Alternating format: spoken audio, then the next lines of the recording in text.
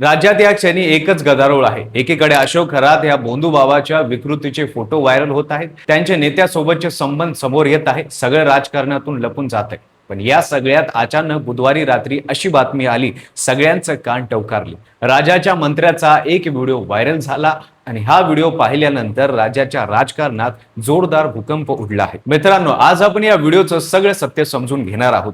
मंत्र्यांच्या शासकीय निवासस्थानात नेमकं काय घडलं, हा व्हिडिओ कोणी आणि का समोर आणला, आणि या सगळ्यात महत्त्वाचं म्हणजे या व्हिडिओमुळे राज्याच्या राजकारणात काय बदल होईल, सविस्तर जाणून घेऊया या व्हिडिओच्या माध्यमातून। नमस्कार, मी पंकज आणि तुम्ही पाहताय कसं काय। तुम्ही अशी कल्पना करू शकता का, राज्याच्या मंत्र्याच्या शासकीय निवासस्थानातील बेडरूम मध्ये कोणीतरी मद्यप्राशन करताना, चिकन खाताना आणि असंख्य पारी अवस्थेत फिरतानाचे फोटो काढले जात आहेत।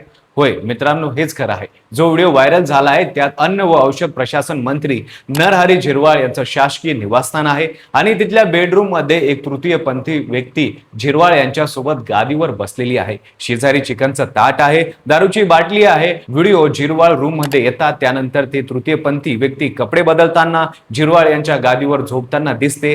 काही वेळा कॅमेरा झिरवाळ यांच्या दिशेने जातो, तर काही वेळा सोफ्याच्या आड हा सगळा व्हिडिओ शूट होत असल्याचं दिसतं। आता तुम्ही सांगा, राज्याच्या मंत्र्याचा असा व्हिडिओ समोर आला की जनतेच्या मनात संताप उसळणं साहजिक आहे, पण हा व्हिडिओ समोर कसा आला, हा व्हिडिओ कोणी काढला हे जाणून घेणं तितकंच महत्त्वाचं आहे। मित्रांनो, हा व्हिडिओ समोर आणला आहे रवी यादव या व्यक्तीने। रवी यादव हा व्हिडिओ मध्ये दिसणाऱ्या तृतीयपंथी व्यक्तीचा भाऊ आहे। त्या तृतीयपंथी व्यक्तीचं नाव पवन यादव। रवी यादवने मद्यपांशी बोलताना इतके धक्कादायक खुलासे केले आहे की राजकारणात खळबळ उडाली आहे। रवी यादवच्या दाव्यानुसार हा व्हिडिओ पवन यादवने मुद्दामून काढायला लावला। पवन आधी मंत्री, आमदार, खासदार यांच्याशी ओळख वाढवायचा, त्यांच्याशी जवळीक साधायचा आणि नंतर त्यांना ब्लॅकमेल करण्यासाठी असे व्हिडिओ काढायचा। या व्हिडिओच्या जोरावर तो त्यांच्याकडून हव्या त्या गोष्टी मिळवायचा। रवी यादवने असंही सांगितलं की पवन यादवची महाराष्ट्रातील अनेक आमदार, खासदार आणि मंत्र्यांसोबत ओळख होती आणि त्यांच्या सोबतची बरेच व्हिडिओ आहेत। हे सगळे व्हिडिओ पवनच्या मोबाईल मध्ये आहेत। याचे स्क्रीनशॉटही त्याच्याकडे असल्याचा दावा रवी यादवने केला।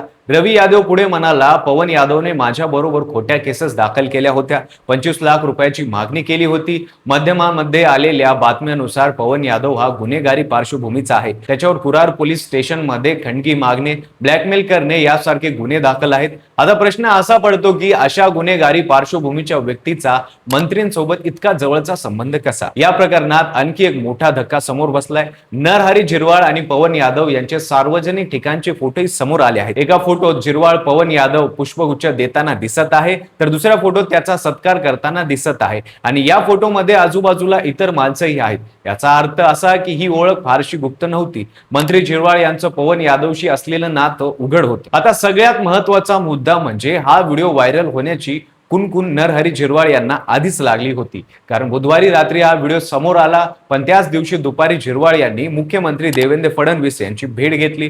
सूत्रांनी दिलेल्या माहितीनुसार या भेटीत झिरवाळ यांनी या व्हिडिओबाबत फडणवीस यांच्याशी चर्चा केल्याचं सांगितलं जाते। याचाच अर्थ हा व्हिडिओ व्हायरल होण्याआधीच मुख्यमंत्र्यांना या प्रकरणाची माहिती होती।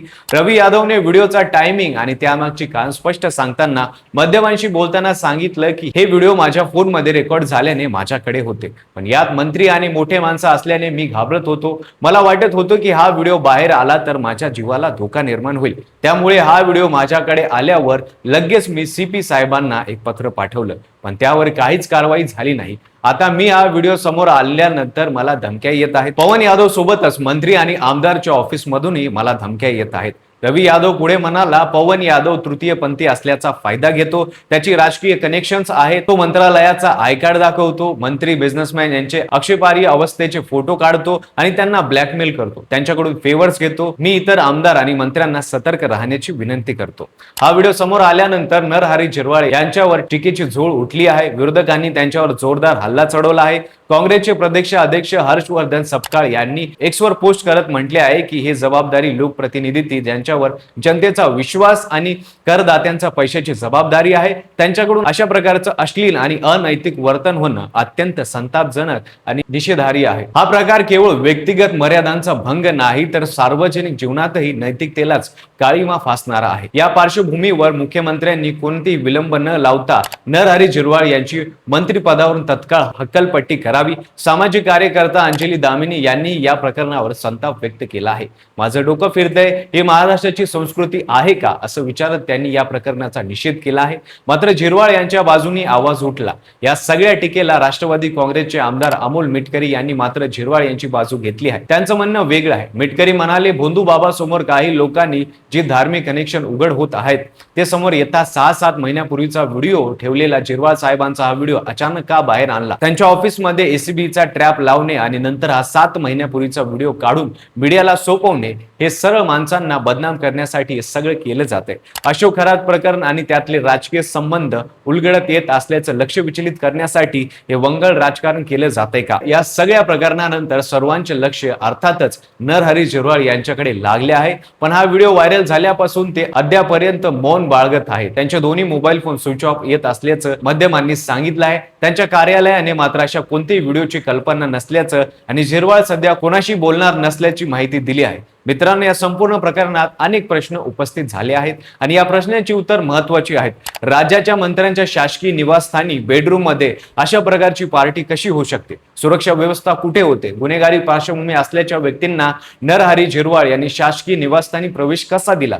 त्यांचे नेमके संबंध काय होते? हा व्हिडिओ 6 ते 7 महिने जुना असल्याचं सांगितलं जात आहे. मग तो या विशिष्ट वेळीच का बाहेर आणला गेला? हा टायमिंग किती महत्वाचा आहे? अशोक खरात या भोंदू भावाचं प्रकरण राज्यात जोरात सुरू असल्याचं दिसतं. जिथे अनेक राष्ट्रवादीच्या नेत्यांची नावं येत होती तिथे हा व्हिडिओ बाहेर आल्याचं लक्ष विचलित होतंय का? आता या प्रकरणी मुख्यमंत्री देवेंद्र फडणवीस काय भूमिका घेणार? झिरवाळ यांच्याकडून राजीनामा घेतला जाईल का? हा व्हिडिओ व्हायरल झाल्यानंतर राज्याच्या राजकारणात खळबळ उडाली आहे. मंत्री झिरवाळ यांच्या बरोबर दबाव वाढला आहे. पण ते यातून कसे बाहेर पडतात याची सगळ्यांना उत्सुकता आहे. शासकीय निवासस्थानात झालेली ही पार्टी, व्हायरल झालेला हा व्हिडिओ आणि व्हिडिओ बाहेर येण्याची टायमिंग याबद्दल तुमचं काय मत आहे? नरहरी झिरवाळ यांनी राजीनामा द्यावा का? तुमचं मत आणि प्रतिक्रिया कमेंट बॉक्स मध्ये नक्की सांगा. व्हिडिओ आवडला असेल तर लाईक करा, चॅनलवर नवीन असाल तर सबस्क्राईब करा आणि बेल आयकॉनला दाबायला विसरू नका आणि पाहत राहा फक्त कसं काय.